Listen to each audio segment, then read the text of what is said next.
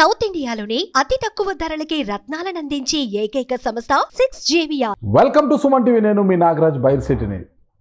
గడిచిన 3 రోజులుగా ఏపీలో చాలా అంశాలు ఒకే ఉత్కంఠకు దారి తీస్తున్నాయి, చర్చకు కూడా దారి తీస్తున్నాయి. ఏంటంటే అసలు మొదట పవన్ కళ్యాణ్ గారు సీఎం, లోకేష్ గారు డిప్యూటీ సీఎం అనే చర్చతో అంత మొత్తం ఏపీ అంతా కూడా ఒక ప్రకంపనలు సృష్టించనుకోవచ్చు. అయితే ఇదే పార్లల్గా మరో విషయం కూడా తెరపైకి వచ్చింది.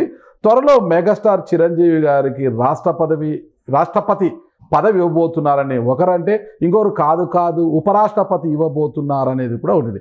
ఇప్పటికే పద్మవిభూషణ్ అవార్డుతో అసలుకు ఎవరెస్ట్ శిఖరానికి ఎదిగిన మెగాస్టార్ చిరంజీవి గారిని మరొక పదవి అంటే రాష్ట్రపతి, దేశ ప్రథమ పౌరుడి పదవి వరించబోతోందా అన్న చర్చ చాలా ఆసక్తికరంగా ఉంది. అయితే ఎందుకు ఇలాంటి వస్తుంది? నిజంగా అలాంటి అవకాశం ఏమైనా ఉందా? అలాంటి చర్చ జరుగుతుందా? బీజేపీలో అలాంటిది ఏమైనా ఉందా?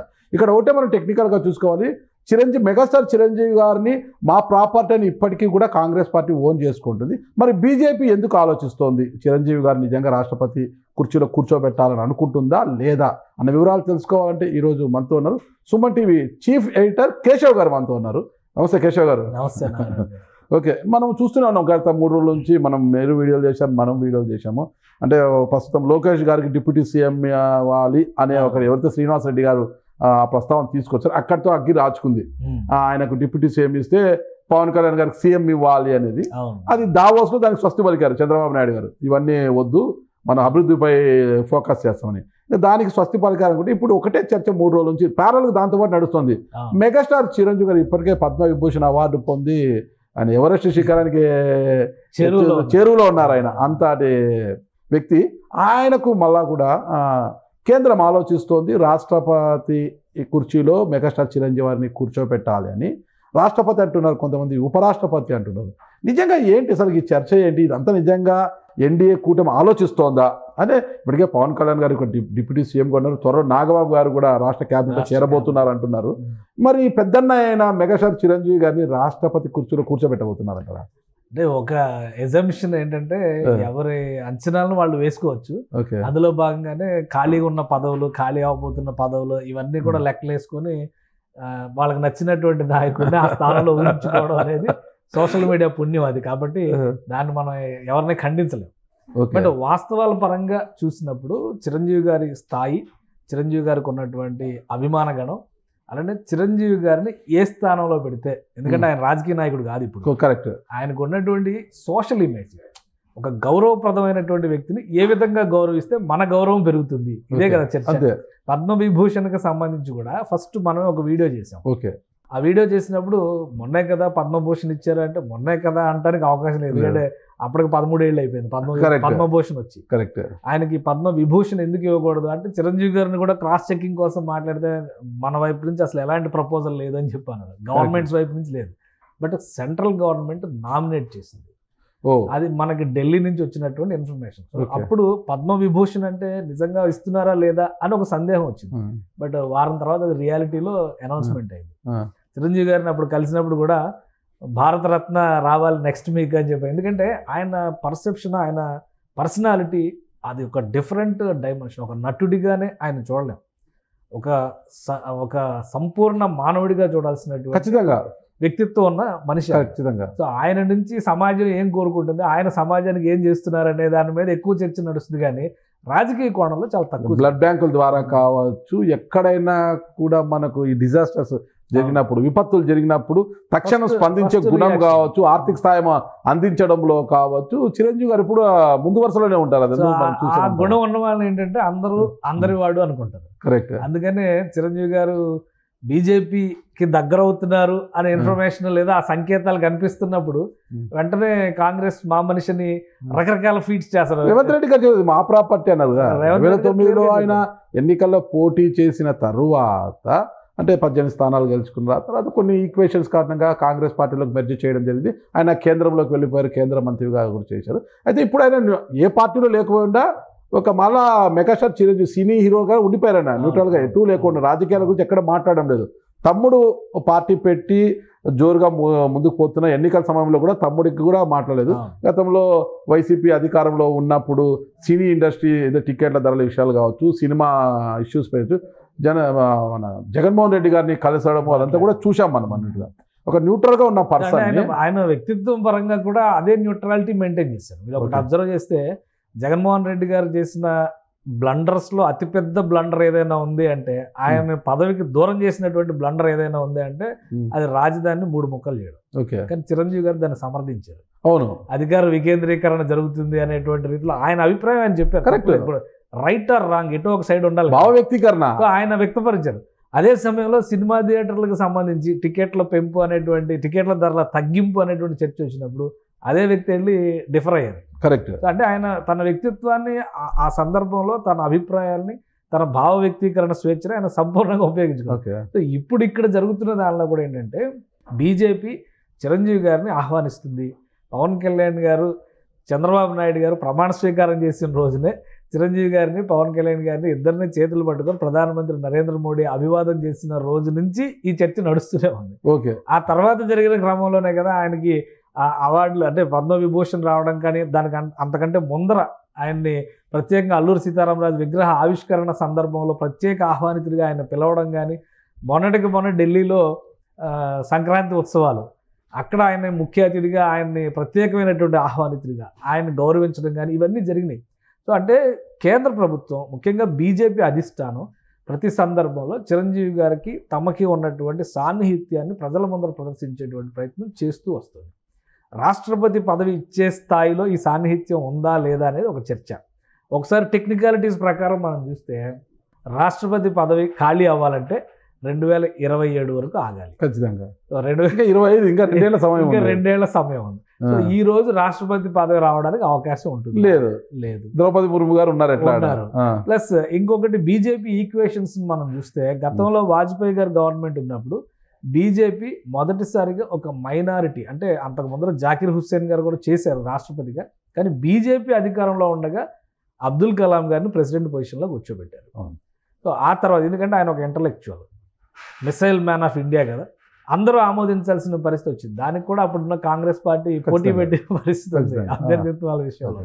సో ఈసారి నరేంద్ర మోడీ గారి ఆధ్వర్యంలో రామ్నాథ్ కోవింద్ మొదట వచ్చినటువంటి రాష్ట్రపతి. ఆయన ఎస్సీ వర్గానికి చెందినటువంటి, తర్వాత ఎస్టీ మహిళ, ట్రైబల్, సో గిరిజన మహిళ. ఇంతవరకు అసలు ట్రైబల్ ప్రెసిడెంట్ లేరు ఇండియా, గిరిజన మహిళ. ఒక ఈక్వేషన్ ని బీజేపీ అధినాయకత్వం ఫాలో అవుతూ ఉంది. ఈసారి చిరంజీవి గారి చర్చ జరగడానికి కానీ, ఈ ప్రాతిపదిక రావడానికి కానీ ఒక ఆస్కారం ఏంటంటే, ఈసారి దక్షిణాది రాష్ట్రాల నుంచి రాష్ట్రపతి ఎంపిక జరగాలి అనేటువంటి అంశం పైన బీజేపీలో ఇప్పటికీ ఒక అభిప్రాయ సేకరణ జరిగింది అంతర్గతంగా కేంద్ర పార్టీ స్థాయిలో. ఎవరైనా కావచ్చు.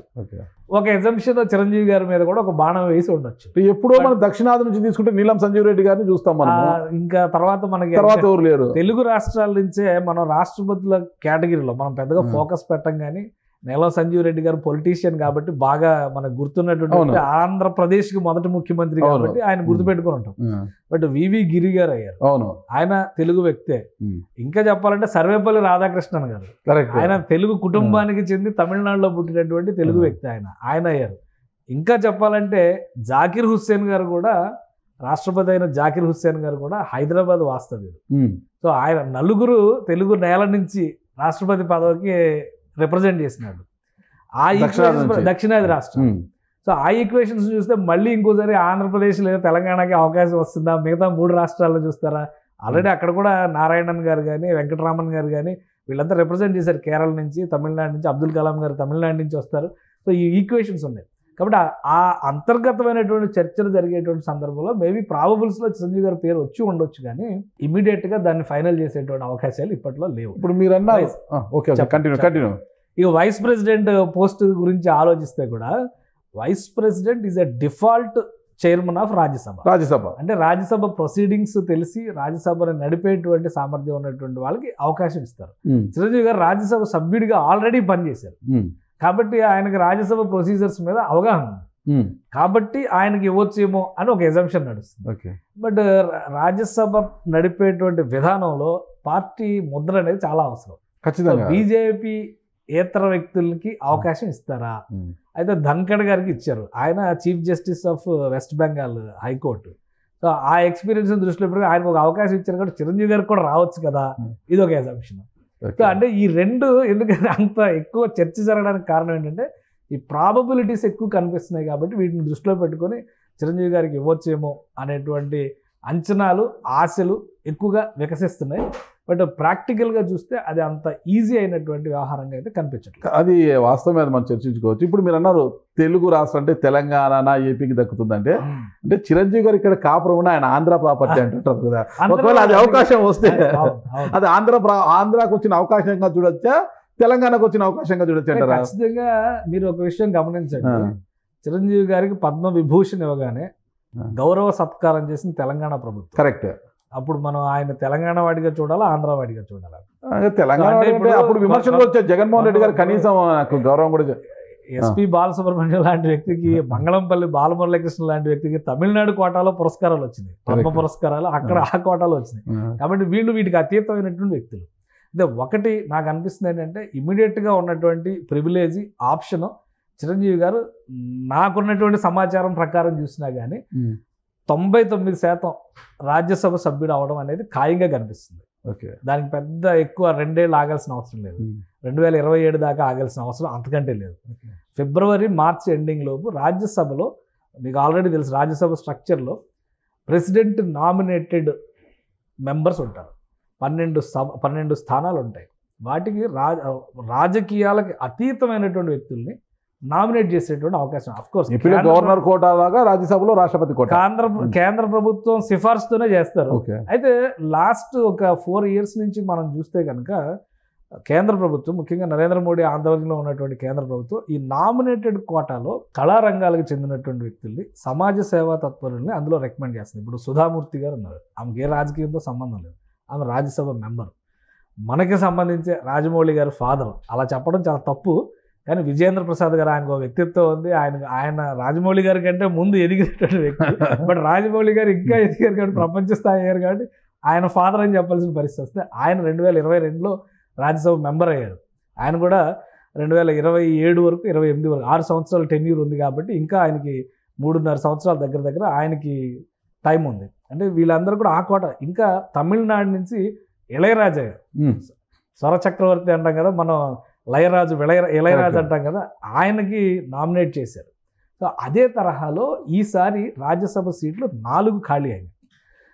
370 ఆర్టికల్ రద్దు చేసిన తర్వాత రాజ్యసభ స్థానాల సంఖ్య కూడా 245 నుంచి 250కి పెరిగేటువంటి వెసులుబాటు according to article 80 of Indian constitution అక్కడ ఏర్పాటు జరిగింది. కాబట్టి రాజ్యసభ సీట్లు 8 ఖాళీ ఉంటే అందులో 4 జమ్మూ కాశ్మీర్ కోటాలో ఉన్నాయి, 4 నామినేటెడ్ పోస్టులు ఖాళీ ఉన్నాయి.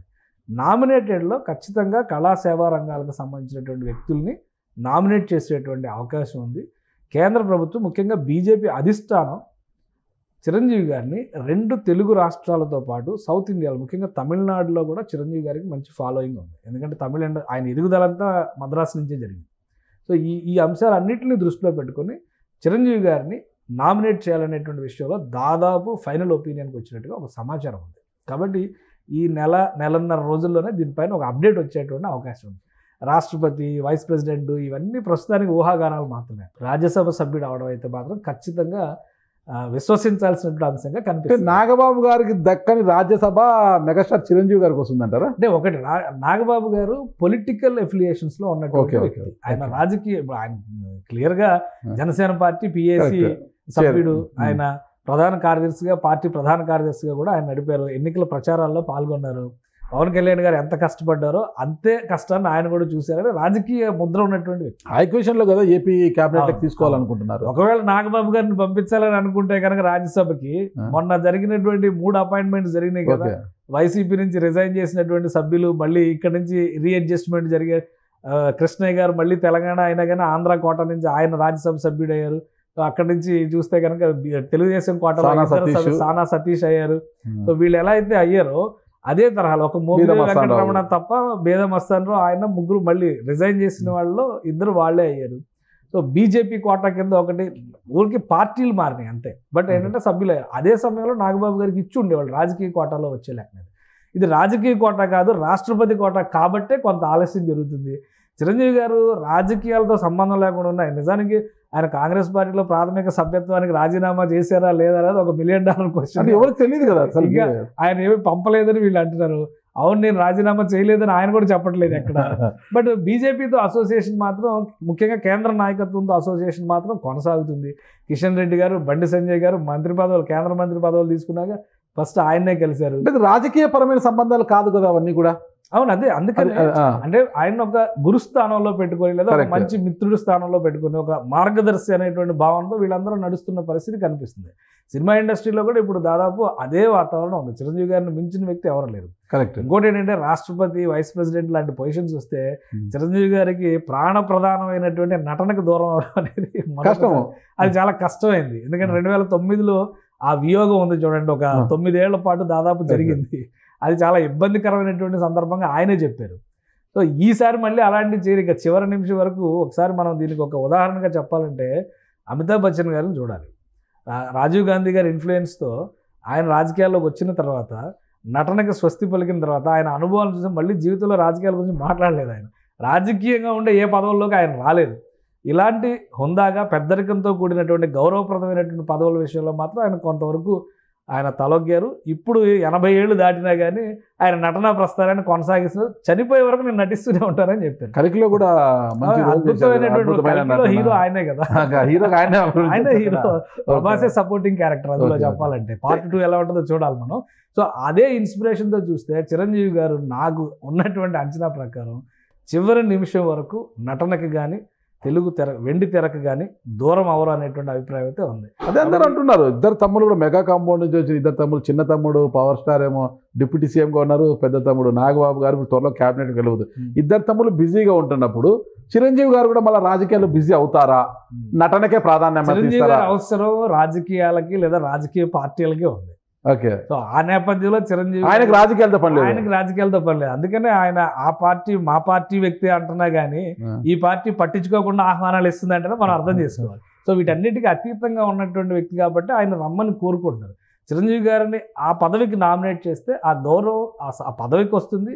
ప్లస్ ఆ ఇచ్చినటువంటి పార్టీకి, వ్యక్తులకు కూడా ఆ గౌరవం వస్తుంది. మా వ్యక్తి చిరంజీవి, మా మనిషి అని చెప్పుకునేటువంటి గౌరవం కూడా చాలా గొప్ప విషయంగా కనిపిస్తుంది. అందుకని జరుగుతున్నటువంటి సంప్రదింపులు కావచ్చు, జరుగుతున్నటువంటి ప్రక్రియలు కావచ్చు, బట్ ఆయన్ని రాజ్యాంగబద్ధమైనటువంటి పదవిలోకి ఇప్పుడే కూర్చోబెట్టేటువంటి అవకాశం లేదు. చిరంజీవి గారు ఇంకో 10 ఏళ్ళు బ్రహ్మాండంగా ఆయన డ్యాన్సులతో, ఫైట్లతో అలరిస్తూ నటించేటువంటి అవకాశం అయితే ఉంది.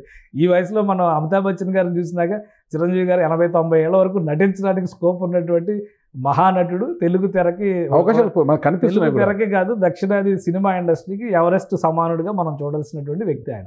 కాబట్టి అవన్నీ వదిలేసి ఆయన మళ్ళీ ఆ చట్టంలో కూర్చుంటారంటే రాష్ట్రపతి అనేది విపరీతమైన ప్రోటోకాల్. ప్రణబ్ ముఖర్జీ లాంటి వ్యక్తి తట్టుకోలేకపోయారు. రాజకీయాలు తప్పితే వేరే తెలియకుండా బతికినటువంటి నాయకుడు ఆయన.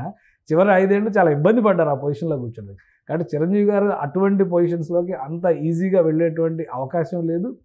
ప్రస్తుతం ఉన్నటువంటి ప్రాధాన్యాల రీత్యా చూసినా, ఆప్షన్స్ రీత్యా చూసినా కానీ చిరంజీవి గారిని కళ, సేవ, సాంస్కృతిక రంగాలకు చెందినటువంటి వారధిగా రాజ్యసభకి నామినేట్ చేయడానికి ఎక్కువ అవకాశాలు ఉన్నాయి. ఇంకా ఫైనల్ ఒకవేళ రాష్ట్రపతి అన్న ఇక్కడ మనకు పార్టీలకు అతీతంగా ఉండేది. అది పార్టీలతో సంబంధం లేదు. అది స్వతంత్రంగా ఎవరికైనా ఇవ్వచ్చు, అది స్వతంత్రం అవుతుంది. అయితే ఇక్కడ చిరంజీవి గారిని కాంగ్రెస్ పార్టీ మావారు అని వాళ్ళు ఓన్ చేసుకుంటే చిరంజీవి గారు దాని మీద స్పందించలేదు ఇంతవరకు ఏంటి అనేది.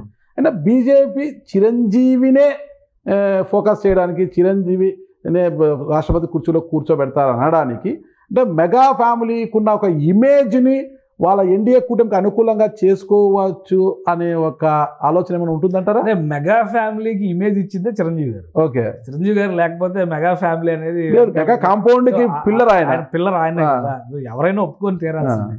అయితే చిరంజీవి గారు రాజకీయాలకు మాత్రం దూరంగా ఉండాలని డిసైడ్ అయ్యారు. ఆయన మీరు ఒక విషయం గమనిస్తే పవన్ కళ్యాణ్ గారిని విపరీతమైనటువంటి భాషతో తిట్టిన సందర్భంలో కూడా ఆయన పెదవి విప్పలేదు. ఎక్కడ ఎంతమంది మీడియా మిత్రులు అడిగిన ప్రశ్నలు కూడా ఆయన ఒకటే ఒక సమాధానం చెప్పారు.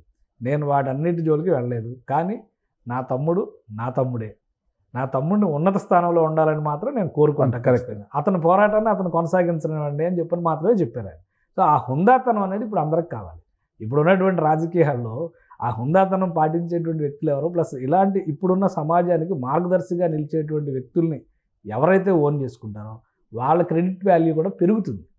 అందుకనే బీజేపీ 2 తెలుగు రాష్ట్రాల్లో ఒక ఇమేజ్ ఉన్నటువంటి నాయకుడు, దక్షిణాదిలో మొత్తానికి కూడా అందరికీ తెలిసినటువంటి నాయకుడు, గతంలో రాజకీయంగా కూడా ఆయనకు ఉన్నటువంటి అనుభవాలు వీటన్నిటిని దృష్టిలో పెట్టుకునే బీజేపీ ఇప్పుడు ఆయన్ని ఓన్ చేసుకునేటువంటి ప్రయత్నం చేస్తుంది. ఈ రోజు కాదు, గత 6 ఏళ్లుగా 7 ఏళ్లుగా జరుగుతున్నటువంటి ప్రక్రియ ఇది.